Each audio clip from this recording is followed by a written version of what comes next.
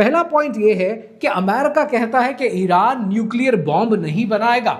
Iran का उस पर पॉइंट यह है कि मान लिया कि हम न्यूक्लियर बॉम्ब नहीं बनाएंगे, लेकिन हम यूरेनियम की अफसुर्दगी बंद नहीं करेंगे।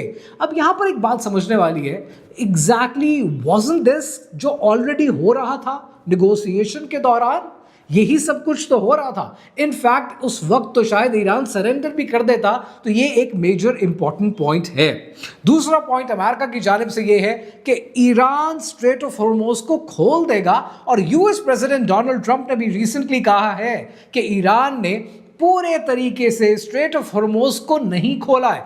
बहुत लिमिटेड ऑप्शन दी जा रही है टैंकर्स को गुजरने के लिए, कंटेनर्स को गुजरने के लिए। ईरान कहता है कि हम स्ट्रेट ऑफ हॉर्मुज़ खोलने को तैयार हैं, मगर अपनी टर्म्स पे। और अपनी टर्म्स क्या हैं कि जिसने स्ट्रेट ऑफ हॉर्मुज़ से गुजरना है वो पहले ईरान से परमिशन ले, क्योंकि ईरान ने माइंस बिछा रखी हैं। लिहाजा ईरान बताएगा कि आपने कहां से गुजरना है। और दूसरा, ईरान को टोल पे किया जाए।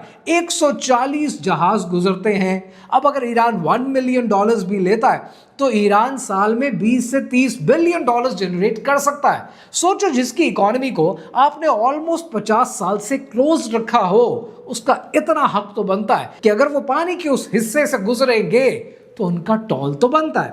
फिर यहां पर एक और इंपॉर्टेंट पॉइंट आता है, और वो पॉइंट है कि ईरान कहता है कि सैंक्शंस हटा दो। अमेरिका किसी हद तक तैयार हो गया कि ईरान पर से सैंक्शंस हटने चाहिए, लेकिन ईरान का मुतालबा सिर्फ ये नहीं है। ईरान का मुतालबा ये है कि यूनाइटेड नेशंस का जो मैकेनिज्म है जिसके तहत आप दोबारा सैंक्शन लगाने के काबिल हो जाते हैं और हमें दोबारा फंसा देते हैं, वो मैकेनिज्म भी आप बदलेंगे ताकि हमें दोबारा सैंक्शंस हम पर री इम्पोज ना की जा सके।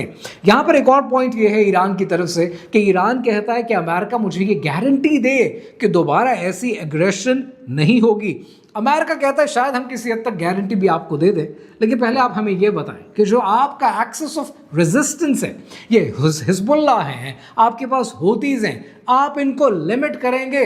और यहां पर मैं आपको एक बात बड़ी ऑनेस्टली बता दूं, जहां तक ताल्लुक है एक्सेस ऑफ रेजिस्टेंस का, ये एक इंपॉर्टेंट पॉइंट है और इस पर मेक और ब्रेक हो सकता है, क्योंकि अमेरिका का इतना इंटरेस्ट नहीं है एक्सेस ऑफ रेजिस्टेंस के साथ जितना इंटरेस्ट इसराइल का है, सॉरी फेक स्टेट का है। और फेक स्टेट चाहती है कि ईरान का एक्सेस ऑफ रेजिस्टेंस बंद हो, कि ये दुनिया जो चलती है ये डीप स्टेट चलाती है, हर मुल्क की इंटेलिजेंस एजेंसीज चलाती हैं। अगर आपको सुनने को ये मिलता है कि एक्सेस ऑफ रेजिस्टेंस पेपर पर सरेंडर हो गया है, तो ये याद रखिएगा कि वो पेपर पर ही सरेंडर होगा।